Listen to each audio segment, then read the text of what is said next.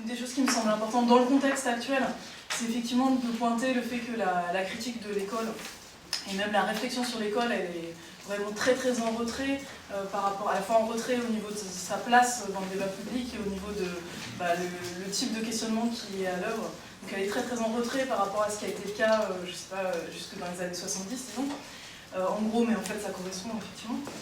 C'est-à-dire que soit on va se focaliser sur simplement la question de il n'y a pas assez de moyens, avec tout le discours sur l'écoute dans les services publics qui est parfaitement juste, mais qui est très limité par rapport au problème, soit sur le discours éventuellement qui est porté par l'AVA, qui est en fait diffusé assez largement, de l'emprise du néolibéralisme dans l'école. Donc clairement, c'est des critiques qui sont très importantes et très justifiées, mais qui laissent de côté un pan tout aussi important et tout aussi majeur, que si on le laisse de côté, on n'arrive pas à lutter pour l'école parce qu'on ne sait pas quelle école on veut vraiment.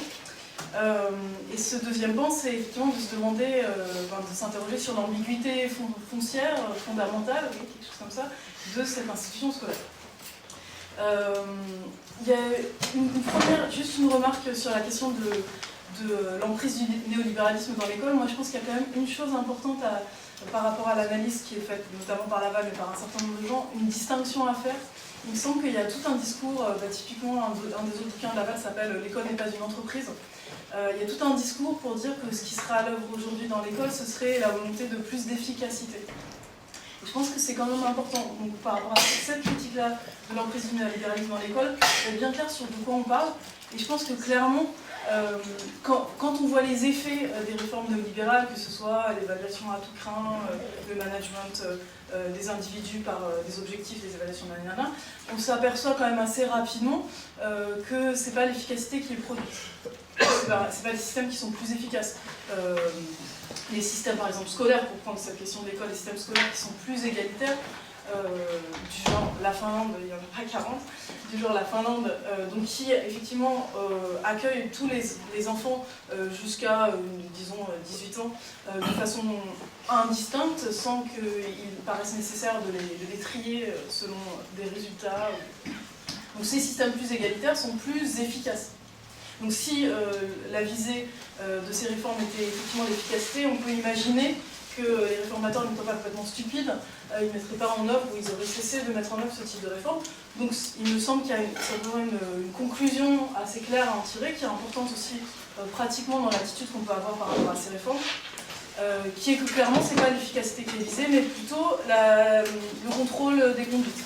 Le contrôle des conduites, la soumission, que ce soit celle des enseignants, régler leurs pratiques, éventuellement à travers, comme vous savez, tout le discours d'autonomie qui se retourne très facilement quand se multiplient les évaluations des résultats. Donc il s'agit clairement par là de contrôler les conduites. Je pense que, pourquoi je dis que c'est important, parce qu'il me semble que, j'imagine que dans cette pièce, on a un certain nombre de présupposés communs sur la critique qu'il faut mener de l'école. Je pense qu'il y a un certain nombre d'enseignants, et la critique qu'il faut mener du néolibéralisme et des réformes en cours, je pense qu'il y a un certain nombre d'enseignants, je pense notamment aux enseignants du primaire, qui sont assez sensibles, qui tentent de mettre en œuvre un certain nombre des réformes qui leur sont imposées, proposées, que ce soit le fait de chercher à développer des compétences, les évaluer, ils y sont sensibles et ils sont prêts à s'y plier, non pas parce qu'ils seraient complètement idiots ou des suppôts du néolibéralisme sans le savoir, mais parce que justement ils sont confrontés quotidiennement à cette question de l'efficacité de leur travail et à une angoisse très forte sur le devenir scolaire et donc social. On sait que ça reste très corrélé, notamment en France. De leurs élèves. Donc quand vous êtes enseignant et que, je ne sais pas, un exemple d'autant plus frappant qu'il est un peu absurde, quand vous êtes enseignant de maternelle et que vous êtes angoissé pour l'avenir scolaire de vos élèves et que vous savez que l'année de CP est absolument déterminante et qu'on peut prédire le destin scolaire d'un enfant selon comment s'est passé son CP, vous êtes éventuellement bien plus susceptible de mettre en œuvre le tableau de compétences d'évaluation d'un année qu'on vous met entre les mains et dont on vous dit vous allez voir, c'est très très efficace. Je pense il me semble que c'était Sarkozy, mais on s'en fout, qui avait eu cette formule. Il disait à propos de ces réformes et à propos de l'évaluation dans l'école, il disait nous allons rendre les enseignants experts de leur propre métier.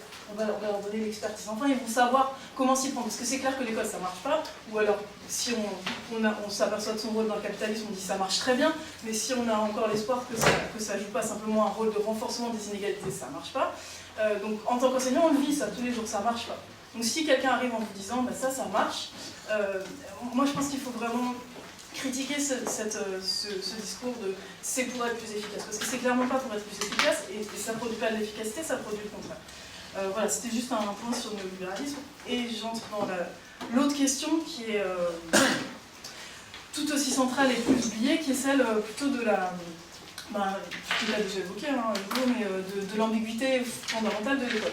Je pense que si on essaye de démêler les différents problèmes qui se posent à propos de l'école, il y aurait la première chose claire, c'est que cette institution a été créée notamment pour créer des individus qui soient subjectivement prêts à se plier aux exigences du salariat et aux demandes des employeurs et du patronat. Comme vous savez, tout au XIXe siècle, le problème des patrons d'usine, c'est que faire venir les ouvriers tous les matins à la même heure et tous les jours de la semaine, c'est infernal. Ils viennent travailler 3 jours, ils prennent leur solde et puis ils se cassent. Enfin, ça va, j'ai de quoi vivre pendant une semaine, je ne vais pas revenir à l'usine. Pourquoi je reviendrai à 9h du matin? Toute cette chose qui nous paraît parfaitement normale, cette socialisation qu'on a tous subie, j'imagine, et qui fait que ça ne nous choque pas plus que ça de mettre un réveil tous les matins et d'aller dans des lieux plus ou moins vivables, travailler pour de l'argent. Il faut le travailler quand même pour que ce soit accepté socialement. Donc là, à l'école, c'est d'abord ça. Pour même qu'on en vienne à désirer aussi ces contraintes, c'est-à-dire à rechercher à ce que soit reconnu votre mérite, votre sérieux, etc. À imaginer, je ne sais pas, un discours très courant. J'enseigne en terminale cette année, le discours des élèves sur le travail, c'est entre le fait que c'est une contrainte radicale et terrible, voilà, c'est la vie ou la mort qui se joue et ça a l'air très compliqué. Et de l'autre côté, le travail, c'est on va s'épanouir, on va se réaliser, etc. Tout ce discours-là, voilà, on y a été rendu sensible à travers, de façon centrale, cette institution, l'école. Dans le travail, tu vas à la fois avoir ton dû, tu vas être récompensé, tu vas être félicité, etc. Et puis tu vas te réaliser, tu vas t'accomplir, tu vas t'épanouir, etc. Donc ça, c'est un premier point. Et on a un autre qui est assez différent, mais qui est tout aussi présent dans l'école, qui depuis le départ, c'est la fabrication, je ne veux pas développer, mais d'individus nationaux. Je ne sais plus, je crois que c'est dans le travail de Jeanne Weber là, sur les paysans, pareil au XIXe siècle, où il va dans des écoles primaires et il demande aux enfants est-ce que vous êtes français ou est-ce que vous êtes russe? Et les gosses, ils n'arrivent pas, ils ne savent pas répondre, ils savent pas. Bon, aujourd'hui, si je vous demande si vous êtes français ou vous êtes russe, à n'importe quel enfant de CM2, de CE1, de CP, il sait qu'il est français. Et ça aussi, ça a un effet de l'école. C'est à l'école qu'on apprend qu'on est français, qu'on fait une minute de silence parce que Mohamed Merah a tué des juifs, et les juifs, c'est terrible quand on tue des juifs. Et en plus, il faut que toute la nation se communie dans cette chose-là, parce que c'est arrivé sur notre territoire national, on parle des otages, il y a quelque chose, la nation est quelque chose à quoi on va être rendu sensible depuis tout petit dans cette institution. Ça a des effets importants, parce que, j'y reviendrai tout à l'heure, mais forcément, la façon dont vous enseignez l'histoire, notamment, dans une institution qui est faite pour créer des petits êtres nationaux, n'est pas la même que si c'était une autre fonction. Par exemple, je ne sais pas, faire remonter les origines de la France à la Gaule et pas déconstruire cette continuité fantasmatique, c'est un peu problématique. Voilà. Donc ça, c'est un deuxième point. Et un troisième point absolument central, et comment dire, là, il y a des réalités objectives, structurelles, fortes, qui pèsent sur le travail qu'on peut faire en tant que personne dans cette institution qui est l'école. C'est le fait que l'école, c'est un lieu de hiérarchisation et c'est un lieu de tri social. C'était le cas quand elle était divisée en système primaire et système secondaire. C'était le cas même quand on dissout cette distinction, parce que, comme Bourdieu l'a montré, voilà, le type d'évaluation scolaire permet de sanctionner scolairement des différences sociales. Et c'est le cas de façon absolument évidente aujourd'hui. dans le fait que l'institution, elle est divisée. Il y a des filières, il y a des baccalauréats technologiques, des baccalauréats pro, des baccalauréats généraux, et à l'intérieur des baccalauréats généraux, des hiérarchies subtiles. Vous avez à l'intérieur du collège unique, vous avez des classes de SECPA, vous avez des classes de... J'ai découvert récemment l'existence des 3e PVP, préparation à la voie professionnelle, qui pour certaines se trouvent dans des lycées professionnels déjà en 3e. Enfin, une espèce de magnifique création qui a pris beaucoup de dizaines d'années et même de siècles à construire, donc d'une extrême complexité, mais qui clairement a pour visée centrale de hiérarchiser et trier. Et trier, encore une fois, c'était déjà le cas depuis le départ. Cette institution, elle était faite pour ça, mais là, aujourd'hui, les processus, notamment de la diffusion du néolibéralisme dans l'école, ils accentuent encore ces divisions.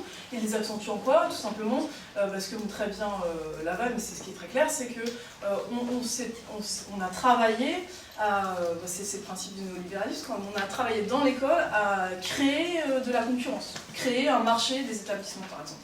On fait en sorte qu'il y ait concurrence entre établissements pour capter les bons publics et virer les mauvais, etc. On crée cette concurrence et ça renforce de façon massive cette fonction de tri social et de ségrégation aussi de l'école. Parce que s'il y a des lycées ou des établissements qui sont fuis et d'autres qui sont recherchés et qu'il y a une espèce de jeu de répartition des élèves selon leurs atouts plus ou moins grands, vous rendez massif ces processus de ségrégation. Ça, c'est quelque chose qui est très très fort depuis au moins les années 80, donc avec ce qu'on appelait l'assouplissement, évidemment un mot positif, de la carte scolaire, hein, super. Avec un truc aussi auquel on ne pense pas forcément, c'est que le secteur privé, ça joue un rôle très important en France, en fait. C'est 20% en gros des élèves, et en fait, dans certains pays, il y a des secteurs privés qui sont éventuellement moins importants, mais qui sont sectorisés. Nous, on a un secteur privé important, plus pas sectorisé. C'est-à-dire qu'il y a toute une frange d'élèves qui échappe totalement à la sectorisation. Donc tous ces processus ont renforcé de façon dramatique cette ségrégation et ont des effets super forts. Donc tu disais, Hugo, effectivement le principe de base, ça devrait être une école pour tous jusqu'à 18 ans sans distinction de programmes, de filières, etc. En plus avec la supercherie énorme de, par exemple, des filières professionnalisantes, dont on sait très bien, soit dit en passant, mais c'est quand même important là aussi sur la question de l'efficacité, hein, dont on sait très bien que d'abord, elles ne vous arment pas sur le marché du travail. Ensuite, que les gens qui ont telle formation de je ne sais quoi, en général, font tout à fait autre chose ensuite, dans la plupart des cas. Donc clairement, ça n'est pas utile, c'est pas un atout, c'est pas protéger des enfants scolairement fragiles que de leur donner une formation professionnalisée, c'est juste leur enlever des armes et faire semblant, c'est les occuper et les rassurer peut-être, mais certainement pas les aider. Donc, il me semble effectivement qu'un premier principe, ce serait cette formation unifiée pour tous. C'est une des revendications, par exemple, de quelqu'un qui, par ailleurs, est un peu obsédé par la méthode syllabique, mais bon, ça c'est pas très grave, qui, par ailleurs, dit des choses très intéressantes, qui est Jean-Pierre Terrail. Donc Jean-Pierre Terrail, avant cette proposition, qui s'apparaît effectivement assez sensée, ils avaient travaillé avec le Front de gauche sur le programme, et notamment sur la question de l'école, et ça semble une revendication de base, quoi. Une école pour tous, avec un enseignement qui va de façon générale. Ok, je m'arrête là. J'ajouterai donc en conclusion tout ce que je voudrais rajouter. Je pense que c'est intéressant, je ne sais pas si vous êtes allé regarder, mais il y a un des derniers bouquins coordonnés par Jean-Yves Rochex qui est très intéressant sur la façon dont ça va être de la construction de l'inégalité scolaire, sur la façon dont la tentative des enseignants de s'adapter aux difficultés supposées ou réelles des élèves, en fait, accentue encore ces difficultés et les rend parfaitement insurmontables, donc je vous laisse aller regarder, mais c'est vrai que c'est assez intéressant sur comment ça se produit, l'inégalité dans l'école. Et ensuite, du coup, qu'est-ce que je vais dire? Je vais dire, que ce qui me semblerait hyper important à défendre, outre cette école commune, c'est que l'enseignement soit conçu, enfin, en tout cas, on va pas réformer l'école de fond en comble, mais qu'il y ait parmi ceux qui se posent la question, qu'il y ait une conscience du fait qu'il y a quand même un enseignement extrêmement dogmatique à l'école, notamment en histoire, etc., et qu'il s'agirait de travailler à ce que les savoirs soient transmis de façon critique. Ça veut dire quoi? Ça veut dire on ne fait pas un cours d'histoire en disant ce qui s'est passé en 1789, on fait un cours d'histoire en disant comment est-ce qu'on a interprété ce qui s'est passé en 89 et quelles sont les interprétations divergentes et quels sont les enjeux polémiques et politiques sur ce qui s'est passé. Et ça, on le fait dès le départ. Enfin, comme tu disais, je renseigne la philosophie en terminale cette année, c'est complètement aberrant que ce soit en terminale que tout à coup il y ait quelqu'un, un hurluberlu, qui vient vous dire tiens, mais la catégorie de totalitarisme, comment est-elle fondée? Et sur quoi repose-t-elle? Peut-être homogénéise-t-elle des choses qui sont assez distinctes? Il me semble totalement aberrant qu'un cours sur le totalitarisme de la Révolution ne commence pas par ça. Voilà. Et c'est pas plus compliqué pour un élève de comprendre ça que de suivre un cours sur ça. Okay, et l'autre truc, et après je m'arrête, c'est effectivement le problème que tu as évoqué, Hugo, hein, mais dont il faut parler dès le départ sur l'école, c'est le fait que l'école elle a fait le vide autour d'elle. C'est-à-dire qu'elle a invalidé et fait disparaître plein de modalités de transmission des savoirs et des compétences, notamment sur la littératie, qui existaient par ailleurs. C'est ce que montre bien aussi Grégory Chamba. L'école, c'est l'école de l'État, et c'est l'école qui permettait qu'on n'apprenne pas à lire ni dans l'usine ni dans le syndicat. Et je pense qu'effectivement, si on veut travailler à ce que l'école soit différente, c'est à la fois travailler dans l'école et ailleurs, pour qu'il y ait d'autres lieux, réfléchir à une politique des savoirs qui se déroule aussi ailleurs. Que dans l'école, parce que, étant donné ce qu'elle est, et puis de toute façon pour la critiquer, il faut aussi ouvrir d'autres lieux, parce que l'école elle a eu cette fonction de faire disparaître les autres lieux, de socialisation, d'apprentissage des savoirs.